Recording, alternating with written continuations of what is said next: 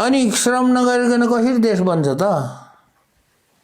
नेपालमा गफ मात्रै गर्ने श्रम नगर्ने भएर त देश बिग्रेको हो। त्यसकारणले श्रम गर्नुपर्छ भन्ने कुरा त त्यो सबैले थाहा पाएको कुरा हो त। म चाहिँ गाउँमा पनि श्रम हुन्छ नि त। त्यो श्रम होइन, त्यो चाहिँ ठगी हो। त्यो चाहिँ त्यो झाडी त्यही फाँडिरहेको छ। त्यही नजिकमा छेउमा त्यत्रो श्रमदाताहरू आएर झाडी फाँडिरहेको छन् अनि त्यही खेल खेलिरहेछन्। अनि त्यो झाडी फाँडेको ठाउँमा पनि गएर खेलिरहेका छन्। झाडी फान्नलाई त्यो खेल्न मन छ भने झाडी पनि त फान्नलाई के प्रयोग गर्छ? खेलाडीले फेरि अपमान भयो भन्नु होला। खेलाडीलाई किन खेलाडी त त्यहाँ मैले देखेको। पहिला झाडी थियो, कोही पनि जाँदैन थियो। अहिले झाडी फाँडेपछि मान्छेहरू गएर त्यहाँ क्रिकेट खेलिरहेको। खेल्न त मन छ नि, खेल्न मन हुनेले श्रम गर्नु पर्दैन।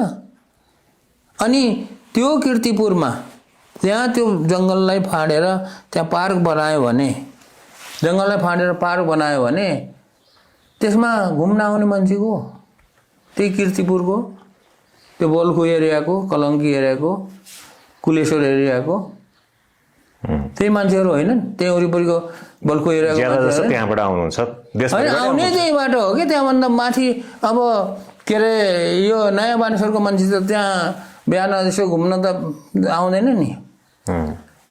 त्यस कारणले श्रम पनि गर्न सिक्नुपर्छ। नै कुरा मिल्ने होइन क्या। हर्को सम्पाङसँग कुरा मिल्ने भन्ने होइन यो कुरो।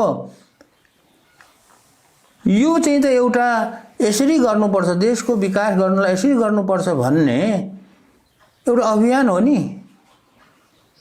र त्यो अभियानमा चाहिँ हर्को सम्पाङ लागेको छ।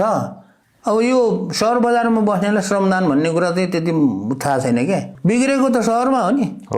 सहरको मान्छेहरूलाई चाहिँ आफ्नो घरको अगाडिको न बाटो बनाउँछ, न आफ्नो घरको अगाडिको फोहोर मैला टिप्छ, कसैले आएर टिप्देस् भन्ने।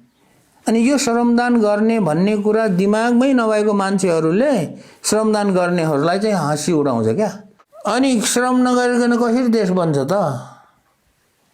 नेपालमा गफ मात्रै गर्ने श्रम नगर्ने भएर त देश बिग्रेको हो। त्यसकारणले श्रम गर्नुपर्छ भन्ने कुरा त त्यो सबैले थाहा पाएको कुरा हो त। त्यसकारणले श्रम पनि गर्न सिक्नुपर्छ।